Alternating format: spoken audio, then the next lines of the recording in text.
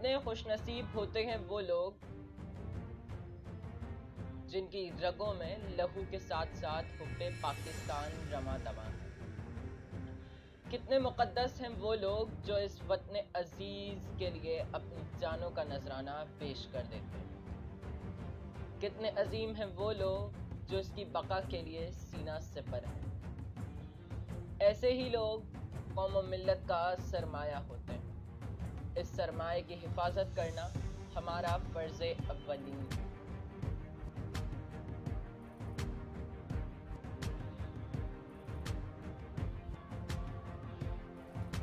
اور کتنے گھناونے ہیں وہ لوگ جو اپنے نفس کی خواہشات کے تابع ہو کر، زر کے غلام ہو کر، زن کے مرید ہو کر اپنی زندگیوں کو خوشحال بنانے کے لیے اس پاک سرزمین کا سودا کرتے ہیں، اس کے ماتھے پر لہو کا ٹیکا لگاتے ہیں، اس کی مانگ بھرنے کے بجائے اجاڑنے میں ہم وقت کمر بستہ رہتے ہیں۔ یہ نہیں جانتے یہ زر، زن، زمین یا عارضی پناہ گاہ ہے۔ بھلا یہ تینوں چیزیں بھی کبھی کسی کی ہوئی ہیں؟ آگ اور پانی کا ملاپ ناممکن ہے۔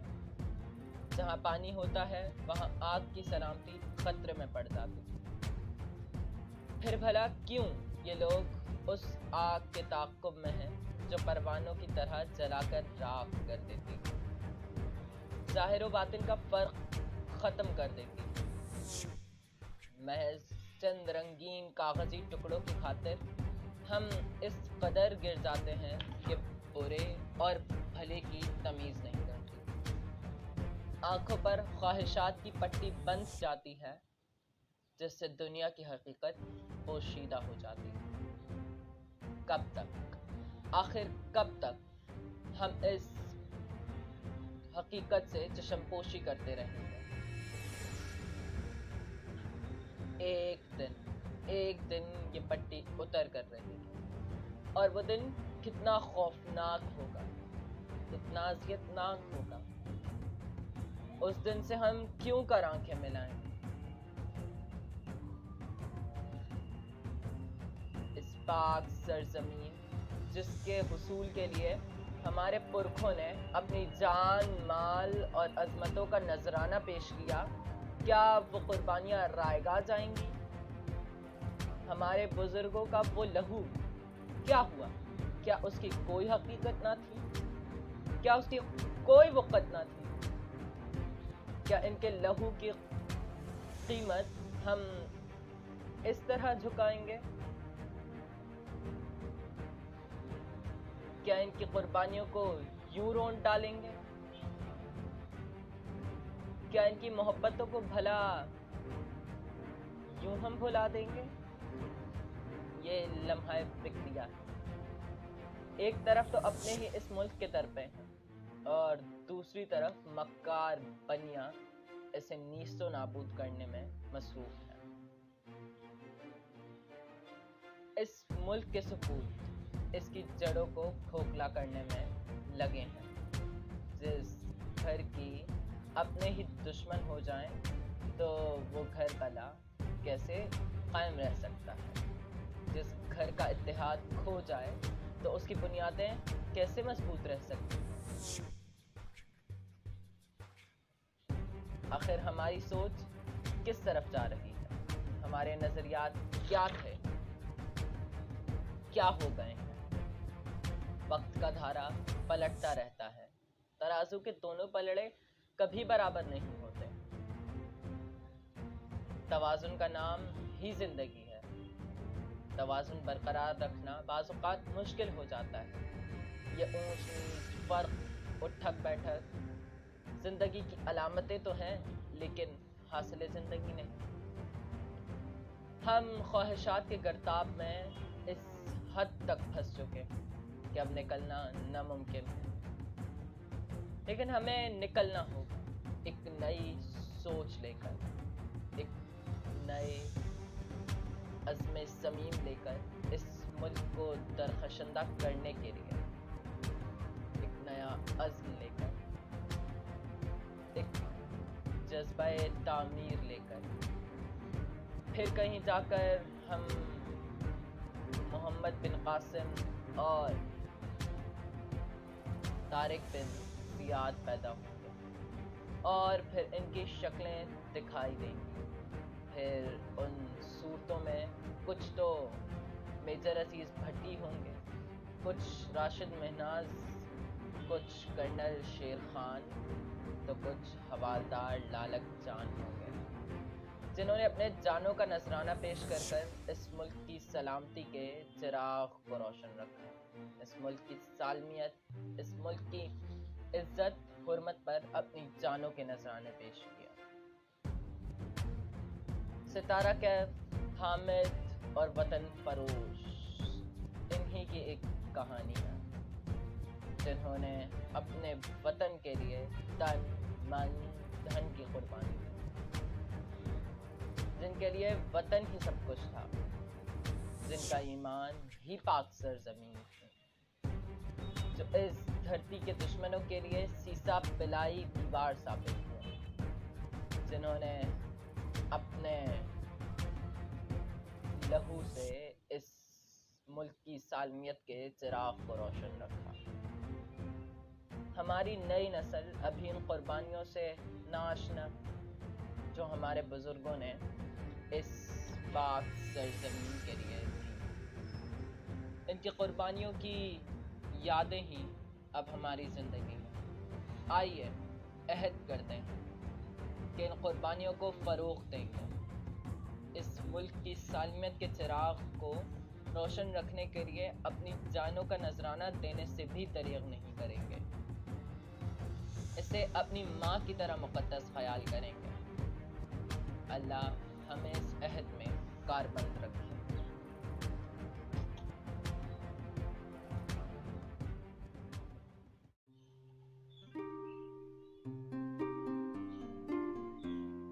मेजर उस्मान और मिसेस उस्मान।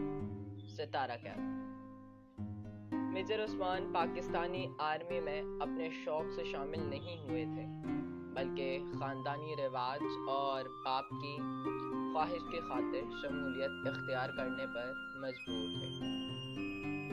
सितारा कैफ मेजर उस्मान की वालिद की दोस्त की बेटी थी, नहायत दिलकश, हसीन और दीदा ज़ेब हुस्न की मालकिन। इसका ख्वाब था कि इसका रखवाला एक फौजी हो जो हमारे मद्दे मुकाबिल दुश्मन से लड़ते लड़ते अपनी जान इस वतन अजीज़ की आन पर कुर्बान कर दे। वो इसी तरह के और भी बहुत से हसीन ख्वाब सजाए उस्मान से शादी करके आई। इस शादी को कोई ज़्यादा अरसा तो नहीं बीता था, बस 1 महीना। अब तक ये जोड़ा सिर्फ और सिर्फ जिंदगी की हसीन वादियों की सैर ही करता रहा था।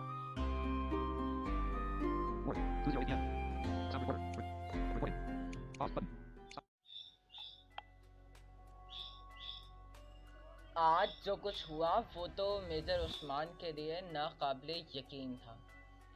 वो अपने अंदर कई मनो गुस्सा दबाए अपनी गाड़ी का दरवाज़ा खोलता मकान के बाहर नजर आया। इसका बस ही नहीं चल रहा था कि वो पूरी आर्मी को ही उजाड़ डाले। गाड़ी को उसने आन की आन आगे बढ़ाया और सड़क पर आ गया। सड़क पर आया कि एक लड़की ने लिफ्ट मांगी। उस्मान ने गाड़ी रोकी और वो दूसरी तरफ का दरवाज़ा खोलकर उस्मान के बराबर वाली सीट पर बैठ गई।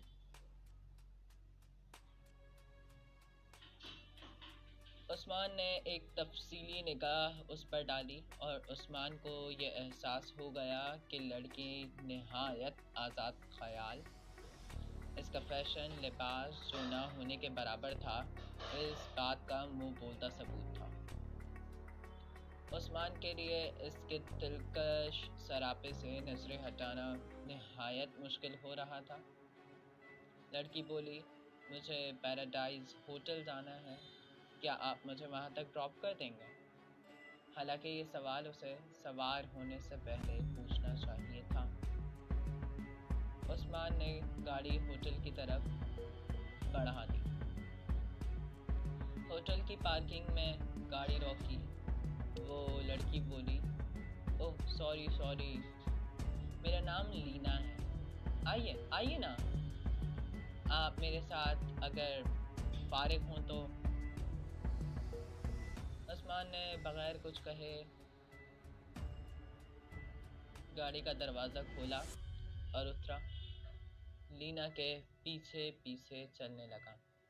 لینا کا ایک بیگ تھا جو کہ میجر عثمان نے اٹھا لیا تھا۔ لینا نے کاؤنٹر سے کمرے کی چابی اٹھائی اور عثمان کو لے کر اپنے کمرے میں آ گئی۔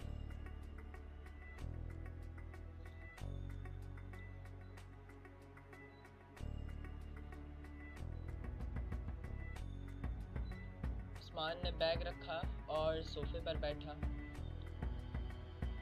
لینا بھی کمرے کا دروازہ بند کر دی عثمان کے برابر میں بیٹھ گئی۔ لینا کے جسم کی حدت عثمان کے جسم میں ہلچل مچا رہی تھی۔ تھوڑی سی بات چیت کے بعد عثمان نے بھی پرپور سے نکالنا شروع کر دیا۔ بات پر لینا کا ہاتھ پر ہاتھ مارنا، لوٹ پوٹ ہو کر عثمان پر گرنا، عثمان کے جسم میں بجلیاں بھر رہا تھا۔ اس کمرے میں نہ کوئی کھڑکی تھی، نہ کوئی روشن دان تھا۔ اب تو جب لوٹ پوٹ ہو کر عثمان پر وہ گرتی تو اسے بچانے کے چکر میں عثمان کے ہاتھ کچھ گستاخیاں کرنے لگے تھے۔ لینا اٹھی اور فون کا ریسیور اٹھایا اور وسکی کی بوتل منگوا لی۔ تھوڑی ہی دیر بعد وہ دونوں اس ام الخبائث سے لطف اندوز ہو رہے تھے۔ میجر عثمان نے کچھ زیادہ ہی جوش میں پی لی اور اب وہ اپنے جذبات پر قابو رکھنا اس کے لیے مشکل ہو رہا تھا۔ میجر عثمان نے اس بہتی گنگا میں ہاتھ دھوئے اور زن کا مرید بن گیا۔ اس کی دلچسپی اپنی حسین بیوی میں ختم ہونے لگی اور اب وہ زہر کی مانند تھی۔ ستارہ کیف جن خوبیوں کو اپنے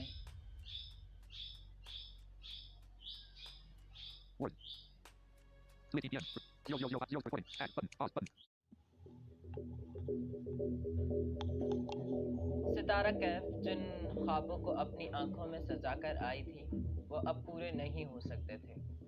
ایک مہینے بعد جب عثمان لینا کے پاس پہنچا تو اس کا مکمل طور پر مرید بن چکا تھا۔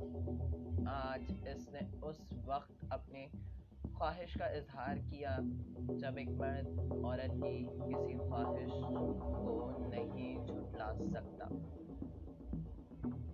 وہ مجھے پین ڈرائیو چاہیے جو کرنل شیر خان کے پاس ہے۔ اس کے بدلے تم جو چاہے وہ مانگ سکتے ہو۔ تمہیں اتنی دولت ملے گی جس کا تم تصور بھی نہیں کر سکتے۔ بس وہ پین ڈرائیو تم ہمارے حوالے کر دو۔ عثمان تو نشے میں دھت تھا۔ جب اسے بات سمجھ آئی تو وہ چونکا کیونکہ وہ پین ڈرائیو جو کرنل شیر خان کے پاس تھی وہ ٹاپ سیکرٹ تھی۔ میجر عثمان کو بھی ان کے دوست کرنل مجید نے بتایا تھا۔ وہ کروٹ بدلتا اٹھا اور زیر جسم پر تولیہ لپیٹا، بولا کیا کیا؟ تمہیں یہ کس نے بتایا؟ لینا اٹھی، گاؤن پہنا اور بولی ریلیکس ریلیکس۔ فون اٹھایا، بولی آ جاؤ۔ فوراً دروازے پر کھٹکا ہوا اور تالا کھول کر دو بندے کمرے میں داخل ہوئے۔ اب تک عثمان لباس درست کر چکا تھا۔ لینا باتھ روم کی طرف بڑھ گئی اور وہ دو بندے اپنا تعارف کرواتے ہوئے بولے، hello major Usman, I am David and I am Carls. جی تو آپ لینا سے پین ڈرائیو کے بارے میں تو سن ہی چکے ہوں گے۔ دیکھو وہ پین ڈرائیو ٹاپ سیکرٹ ہے اور یہ میرے وطن کا معاملہ ہے۔ میں غداری نہیں کر سکتا، نہیں میں غداری نہیں کر سکتا۔ کوئی مسئلہ نہیں۔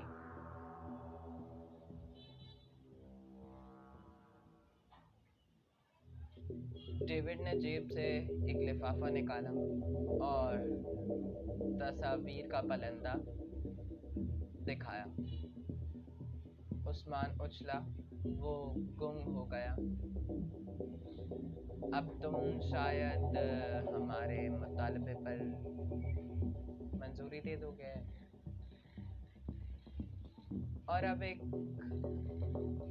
مہینہ پہلے تمہیں جو خبر ملی تھی اس کا بدلہ نہیں لو گے کیا؟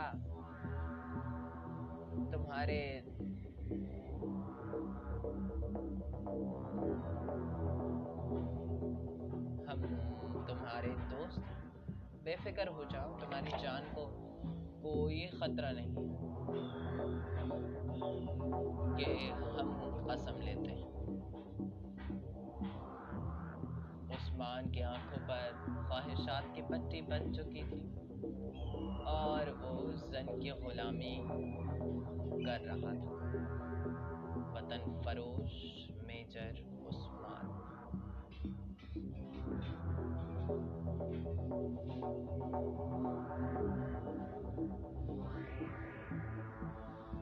وہ بولا کیا کرنا ہے؟ کرنل شاہد سے وہ پین ڈرائیو لے کر ہمیں مطلوبہ جگہ دینی ہے۔ کالز نے پہلو میں بڑا بریف کیس اٹھا کر میجر عثمان کے حوالے کیا۔ یاد رکھو میجر عثمان، یہ بیگ اور یہ ابھی ایڈوانسڈ ہے، اس سے 4 گنا زیادہ تمہیں ملے گی۔ تمہیں خود بخود باقی ڈیٹیلز میسر ہو جائیں گی۔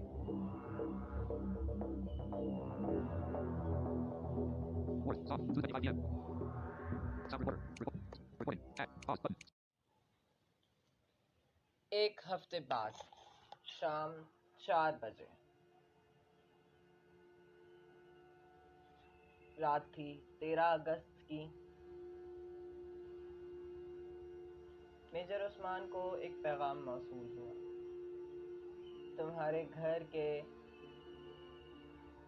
پیچھے موجود درختوں کے نشیبی علاقے میں ایک پتھر کے نیچے تمہارا سامان موجود ہے۔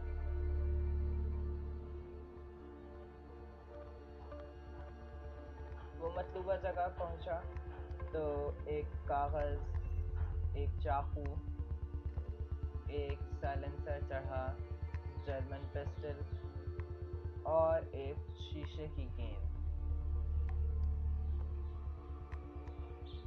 کاغذ کھولا تو کرنل شاہد کو ختم کرنا ہے، پین ڈرائیو حاصل کرنی ہے، شیشے کی گیند ایک زہریلی گیس ہے۔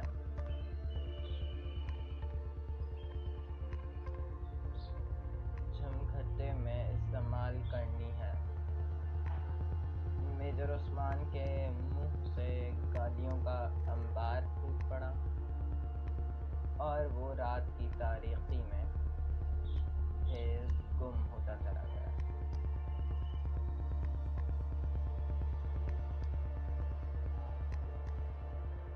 کچھ دیر بعد وہ جب کمرے میں واپس آیا تو ستارہ کیف بولی، عثمان، تم جانتے ہو میرے خوابوں کو، لیکن تم اس قدر گھٹیا اور وطن فروش نکلو گے، یہ میں نے تصور بھی نہ کیا۔ اف بس بس، وہ گھر سے باہر آ گیا۔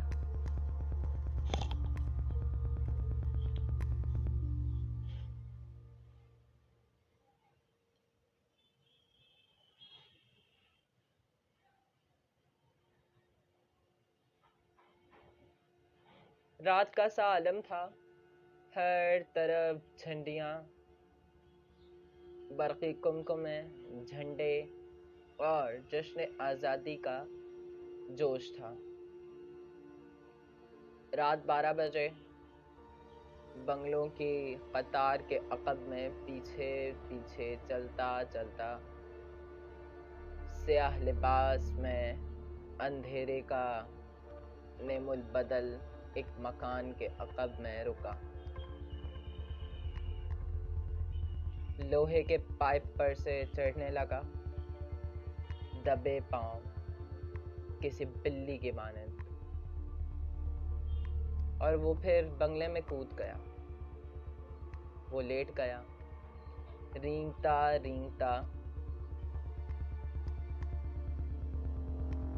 کھڑکی تک پہنچا۔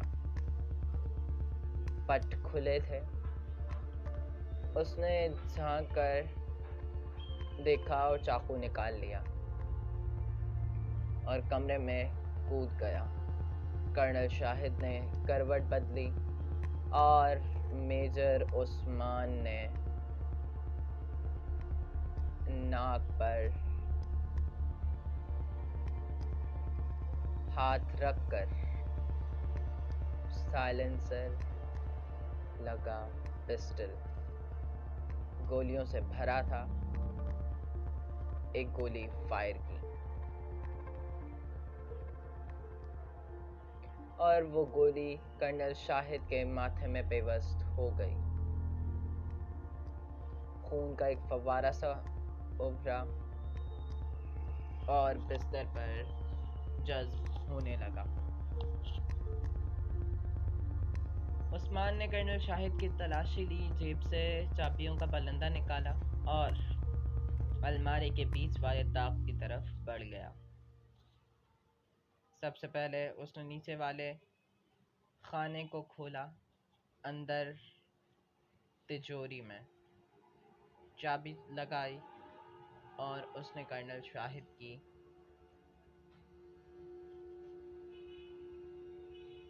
تلاشی سے جو چابی نکالی تھی وہ اس نے تجوری میں رکھی اور وہاں موجود ایک سیاہ ڈبہ اٹھا دیا۔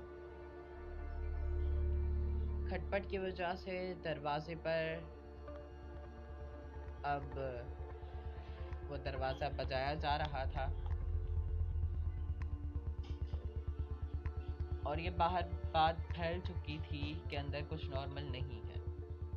وہ کھڑکی سے باہر کودا اور اسی طریقے سے مکان سے باہر کود گیا۔ اپنی بائک اٹھائی اور پھر اس اندھیرے اندھیرے کی چادر میں غائب ہوتا چلا گیا۔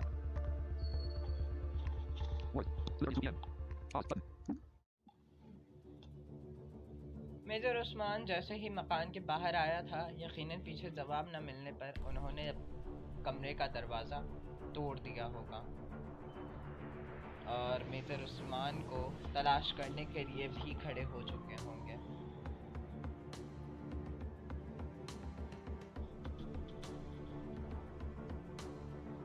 موٹر سائیکل اڑاتا اڑاتا وہ دور ہی دور کہیں چلا جا رہا تھا۔ ستارہ کیف کا بھائی ستارہ کیف تک پہنچا، جس کا نام حامد تھا۔ پوری کی پوری انٹیلیجنس ایکٹیو ہو چکی تھی۔ اس نے ستارہ کیف سے پوچھا، اس نے سارا معاملہ بتایا کہ وہ کسی غلط کاموں میں ملوث ہے اور یہ اس کا خدشہ ہے کہ اس نے کرنل شاہد کو قتل کر کے پین ڈرائیو حاصل کر لی ہے اور اب وہ کن غلط ہاتھوں میں پہنچانا چاہتا ہے۔ ستارہ کیف نے جب یہ بات سنی تو کہا، یہ ملک کی سلامتی کی بات ہے اور یہ ملک کی سلامتی کا راز ہے۔ حامد بولا، جی ہاں میں یہ بات جانتا ہوں۔ اور ستارہ کیف بولی، تو پھر میں بھی چلوں گی، اس کو میں اپنے ہاتھوں سے جہنم واصل کروں گی۔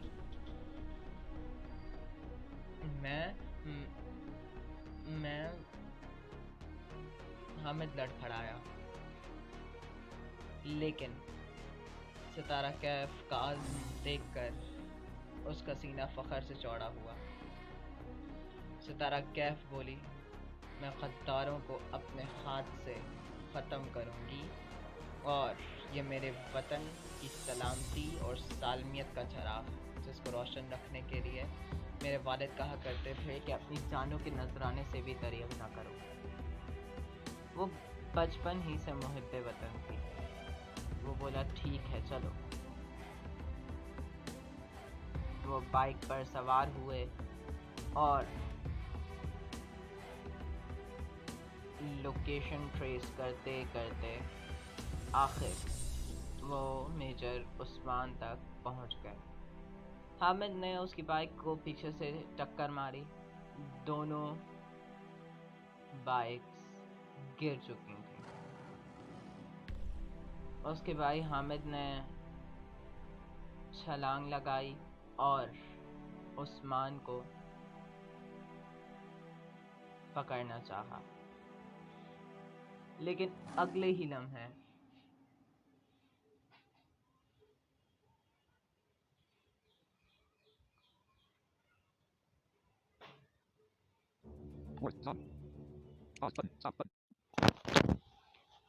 حامد نے چھلانگ لگائی اور اگلے ہی لمحے عثمان کو پکڑنا چاہا، لیکن اگلے ہی لمحے میجر عثمان کی ٹانگ اس کے پیٹ میں لگی اور میجر حامد دور جا گرا۔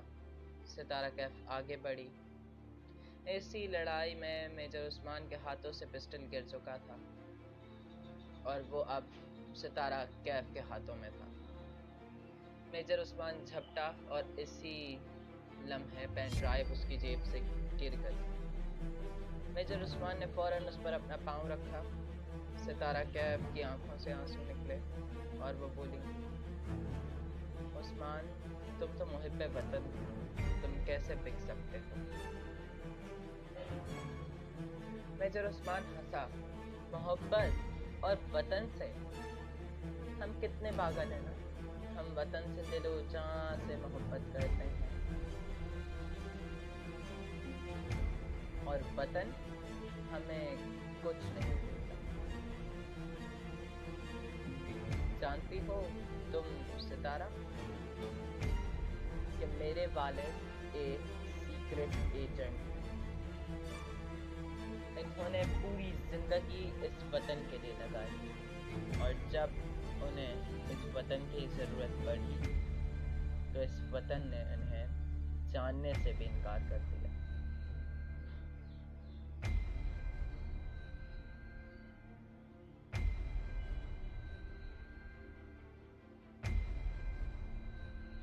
تب کی بات تھی جس دن میجر عثمان نے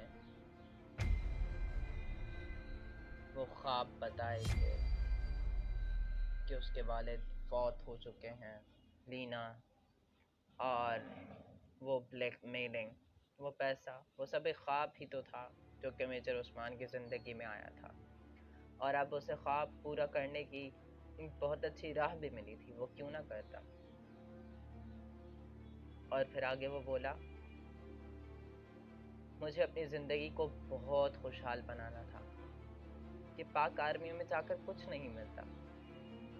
یاد رکھو ستارہ، اگر تم بھی چاہتی ہو تو آؤ مجھ سے ہاتھ ملا لو۔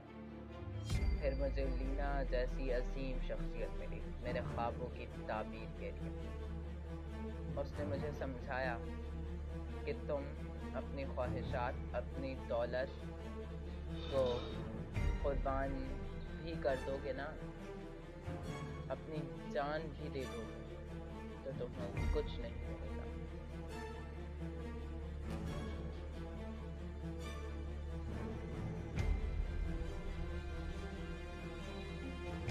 تو بہتر یہ ہے کہ تم اپنی ہر خواہش کے لیے آزاد ہو جاؤ، خوب دولت کماؤ۔ ویسے بھی ہمارے حکمران تو یہی کرتے آ رہے ہیں۔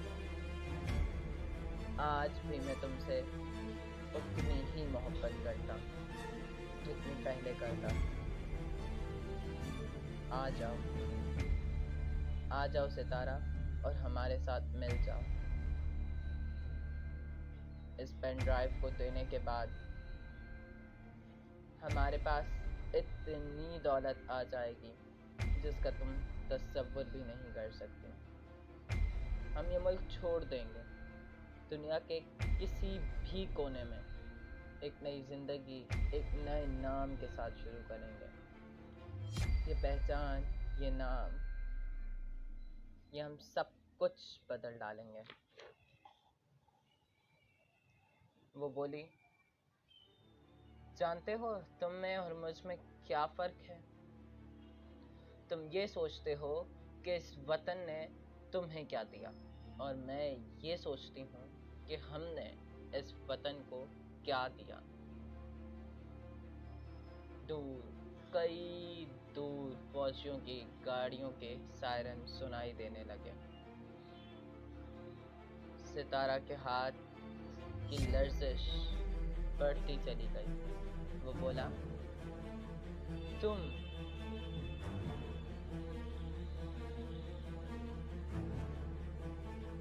مجھے مارو گی، تم چلاؤ گولی،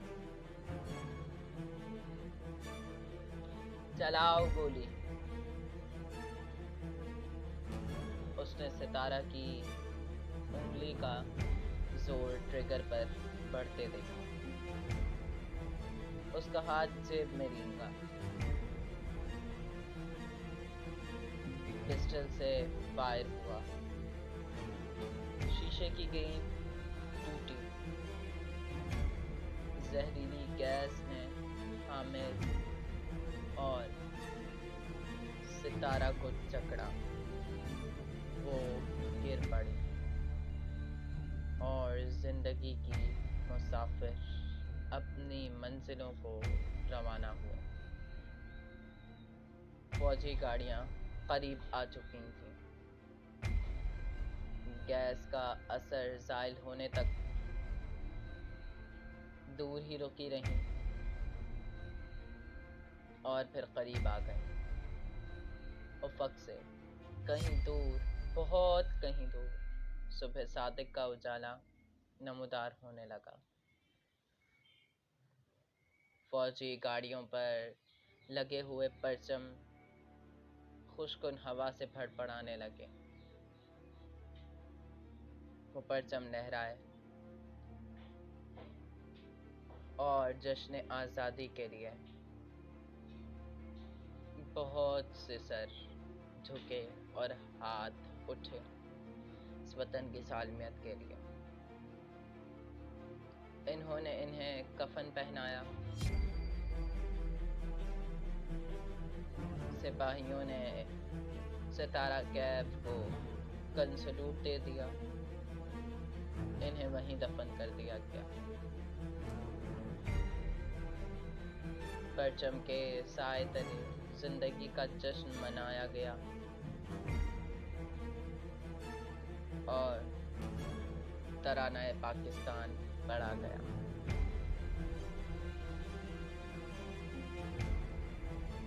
یہ آزادی کا جشن سرحدوں پر کھڑے سپاہی اور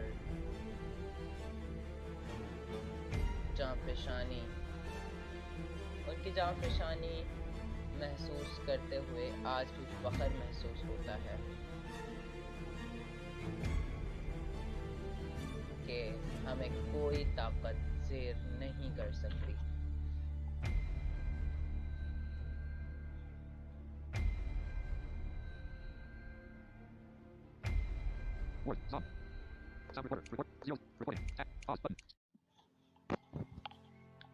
انہوں نے کرنل مجید کے ہمراہ جشن آزادی پر شکرانے کے نفل ادا کیے اور واپسی کی راہ پر گامزن ہوئے۔ واپسی پر سب کے قدموں کو کرنل مجید کی آواز نے جکڑا، اے لوگوں سنو،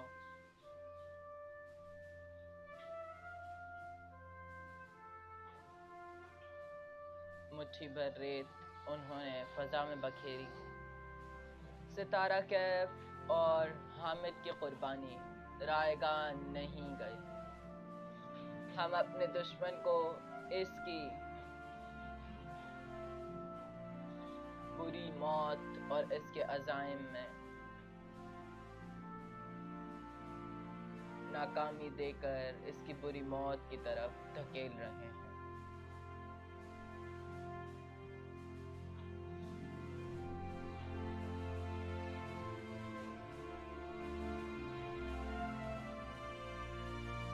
پین ڈرائیو ختم ہو چکی ہے۔ یہ کیس بھی ختم ہوا۔ زندگی کا ایک نیا باب روشن ہوگا۔ دشمن خاموش نہیں بیٹھے گا۔ اس نے سن 47 سے ہی اسے قبول نہیں کیا تھا۔ خوب دخل اندازی کی اور جب ناکام ہوا تو رات کے اندھیرے میں ہم پر حملہ آور ہوا، لیکن جب ہم نے اس کا یہ وار بھی سہ لیا تو اس نے اس سنہری زرخیز زمین کو چنا جسے آج ہم مشرقی پاکستان یعنی بنگلہ دیش کہتے ہیں۔ وہاں اس نے قومی عصبیت کے وہ بیج بوئے، ان کی خوب آبیاری کی، اور جب وہ فصل پک کر تیار ہو گئی تو اس نے بڑی مکاری سے پاکستان کے ایک بازو کو اس سے جدا کر دیا۔ پاکستان دو لخت ہو گیا اور ایک نیا ملک دنیا کے نقشے پر ابھرا جسے دنیا بنگلہ دیش کے نام سے جانتی ہے۔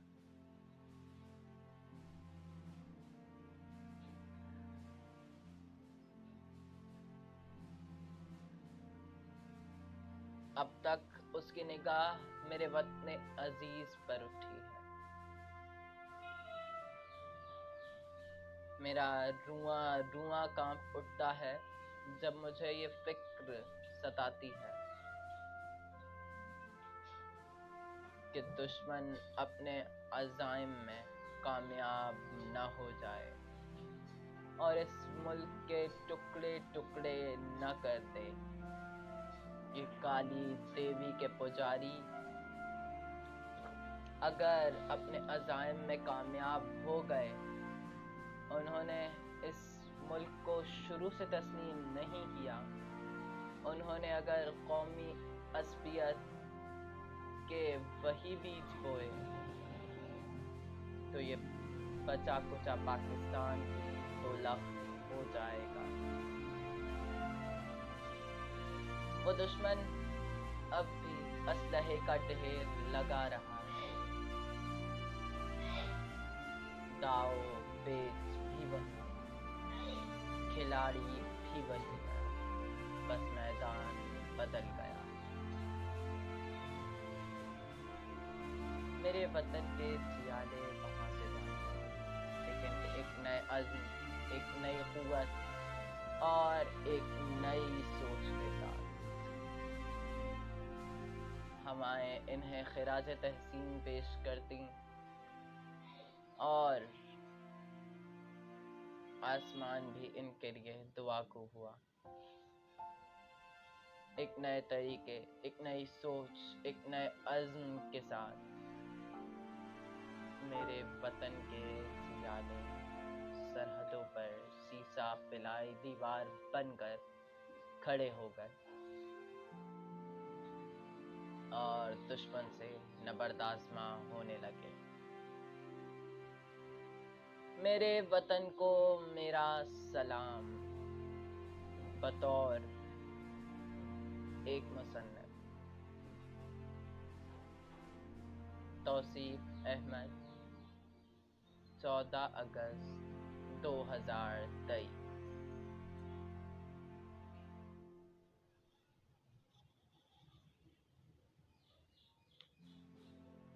Word, Tom, 2 PM. Pause button, add button, pause button, stop button. Tab activate.